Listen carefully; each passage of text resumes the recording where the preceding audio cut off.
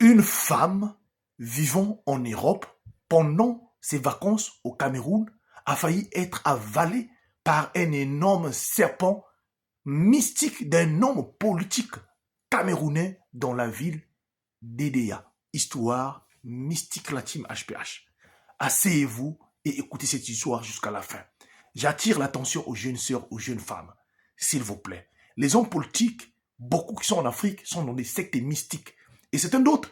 Dans leur entourage, les femmes ont su leur mode opératoire. Donc, ils ont décidé de changer des systèmes afin de sortir à l'extérieur, de proposer des grosses sommes d'argent aux jeunes sœurs, aux jeunes femmes, ceux qui sont à l'extérieur, afin de venir en Afrique et que ces derniers-là soient sacrifiés facilement. Écoutez cette histoire, s'il vous plaît, et surtout priez sans cesse. Et n'oubliez pas que le monde où nous vivons est un monde là où il y a plusieurs mondes. L'histoire se passe en 2018. Voilà une femme qui vivait en Europe décide d'aller passer les vacances dans son pays d'origine qui est le Cameroun, plus précisément à Douala. Elle arrive à Douala logée dans un hôtel. Et là, elle pense à une de ses connaissances, donc une relation dont il a connu en 2013. Et il pense appeler ce fameux monsieur-là, de venir quand même l'inviter pour un resto. Voilà, très vite, le monsieur prend l'appel, reprend l'appel, et le monsieur lui dit qu'il était dans la zone, il arrive. Mais quand le fameux monsieur arrive, la jeune dame est surprise de voir sa relation de 2013 n'était plus la même personne. Le monsieur avait changé. D'abord, la voiture que le monsieur roulait avec ça, c'était une voiture de dernier cri. Une très belle voiture qui coûtait très cher. Le monsieur était accompagné des gardes du corps. Très costaud, il devient très beau. Alors, elle s'est posé la question, qu'est-ce qui est devenu ce monsieur-là depuis 2013 jusqu'en 2018? Qu'est-ce qui a changé? Et là, le monsieur avait l'air froid. L'homme que la dame avait connu dans le passé, très joyeux, mais là, le gars, donc, son image était devenue très froid, très compliqué. Et là, la dame, au lieu de voir les signes, accepte d'aller avec le fameux monsieur pour aller passer le temps ensemble. Voilà, très vite, la jeune dame rentre dans la voiture sans avoir même calculé même les signes et est partie avec le monsieur. Dans la voiture, le monsieur lui dit non, on ne va pas rester ici dans la ville, mais on va dans la ville, là où moi je suis responsable politique. Voilà comment.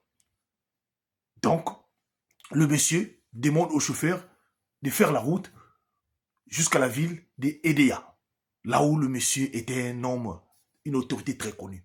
Et voilà comment, alors, la jeune femme dans la voiture très contente, en croyant que aussi à la fin de la journée, il y aura quand même une grosse enveloppe. Voilà. Alors, pendant le chemin, alors, la jeune dame essaie un peu de faire des taquiner le monsieur en parlant un peu de la politique camerounaise, excusez-moi. Là, le monsieur était tellement si fâché, furieux. C'est comme si on venait de toucher alors un point sensible.